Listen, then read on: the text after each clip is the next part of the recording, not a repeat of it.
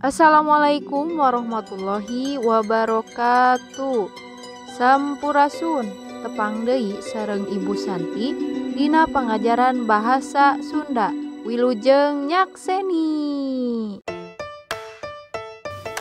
Guguritan. Pengajaran bahasa Sunda kelas 8 semester genap. Harti guguritan. Guguritan nyaeta salah sahiji wangun puisi buhun baheula anu ditulis make patokan pupuh. Guguritan adalah salah satu bentuk puisi lama yang ditulis memakai patokan pupuh. Puisi di dieu hartosna lain puisi sajak, tapi puisi teh mangrupa jenis-jenis karya sastra. Kan karya sastra aya 3, prosa anu biasana ditulis dina wangun paragraf, puisi anu ditulis dina wangun pada alias bait, sedangkan drama nyata mangrupa dialog-dialog. Jadi puisi di dieu teh sanes sajak, tapi salah satu bentuk karya sastra puisi anu ditulisna per bait kahandap. Salajengna pupuh nyaeta wangun puisi lisan tradisional Sunda anu miboga aturan ngawengku guru lagu, guru wilangan, jeung watek pupuh. Di Jawa, pupuh disebut macapat. Pupuh adalah bentuk puisi lisan tradisional Sunda yang memiliki aturan yang terdiri dari guru lagu, guru wilangan, watek pupuh atau karakter pupuh. Sajarah guguritan. Guguritan teh salah sahiji karya sastra anu dipangaruhan ku Mataram dina abad ke-16. Jadi guguritan itu dipengaruhi oleh Mataram di abad ke-16. Guguritan hijieun bisa dikasang tukangan ku karesep, kaayaan hate jeung kareteg pangarang nu keur karasa harita. Jadi zaman dulu guguritan itu bisa dibuat dan dilatar belakangi oleh kesukaan, keadaan hatinya, dan keinginan pengarang yang dirasakan waktu saat itu, ya. Struktur pupuh. Struktur pupuh anu kahiji nyaeta guru lagu. Guru lagu nyaeta sora tungtung dina unggal pada lisan atau baris. Guru lagu adalah huruf vokal akhir dalam setiap baris. Jadi dina sabaris eta teh tungtung sorana huruf naon, huruf vokal naon. A, I, U, E, O, E. Cobanya tinggal engke. Anu kadua guru wilangan. Guru wilangan nyaeta jumlah engang atau suku kata dina unggal pada lisan atau baris. Contohna pupuh kinanti budak leutik bisa ngapung. Coba hitung sabaraha suku katana budak leutik bisa ngapung. Aya 8. Itu contohnya. Anu katilu nyaeta watek pupuh, nyaeta sifat atau karakter pupuh. Dina ieu materi anu dibahas nyaeta guru wilangan sareng guru lagu. Teu waka kana watek pupuh. Rupa pupuh. Pupuh teh aya 17 dibagi 2 bagian. Anu kahiji pupuh sekar ageng. Naon wae pupuh sekar ageng? Disingkat KSAD.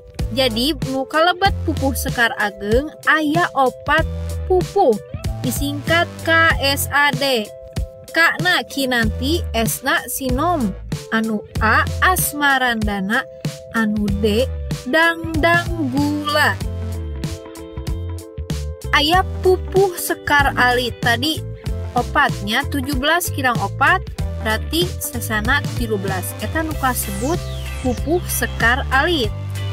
Nu kahiji aya balakbak, kedua durma, katilu gambu, keopat gurisa, 5 juru demung, genep ladrang, 7 lambang, 8 magatru, 8 masku mambang, 10 mijil, 11 pangkur, 12 pucung, 13 wirangrong.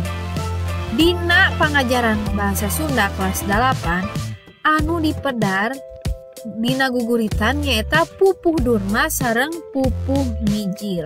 Urang langsung kana contoh teks durma jeung mijil.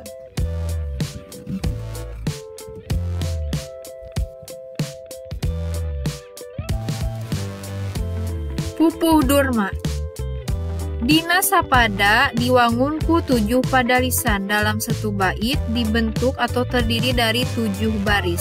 Jadi pupuh durma mah aya 7 padalisan dina sabaitna.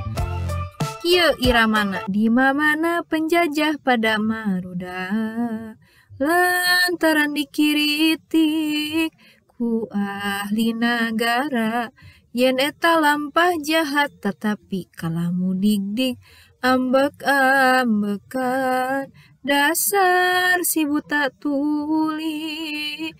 Urang bahas wae anu kahiji pada lisan kahiji di mana penjajah pada marudah. Lerasnya di etang di mana penjajah pada marudah 12a.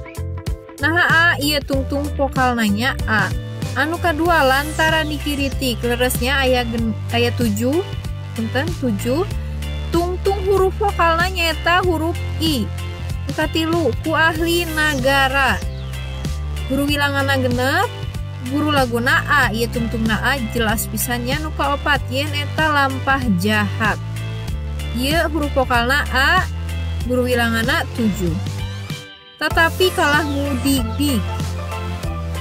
8 i. Nah i ieu kan nya i tungtung. Ingat guru lagu mah huruf vokal tungtung bukan konsonan. Anu kagenep ambek-ambekan. Guru wilangana jumlah suku katana 5, huruf vokalna a alias guru laguna a. Anu ka-7 dasar si buta tuli, guru wilangana 7, guru laguna i.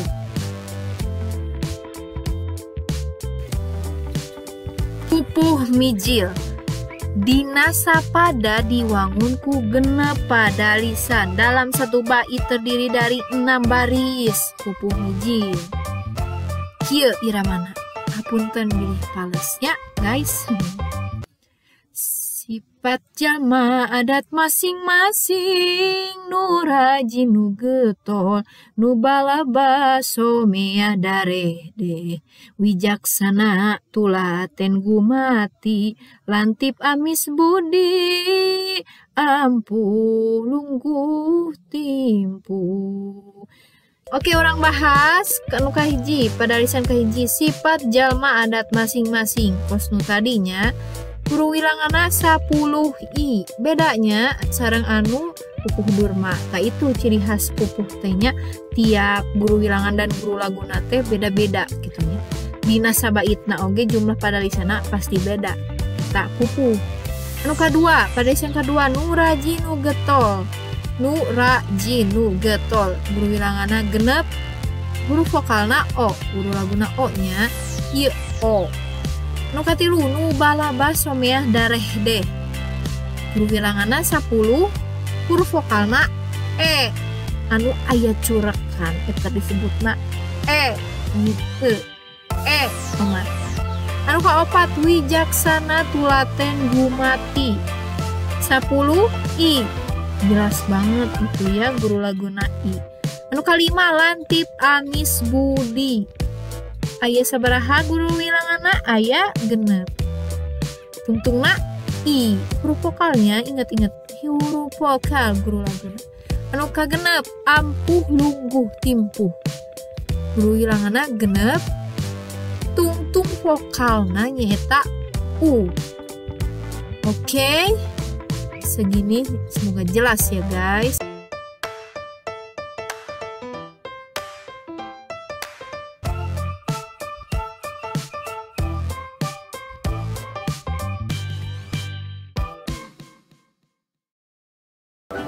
Mung sakitu anu dipika hatur nuhun.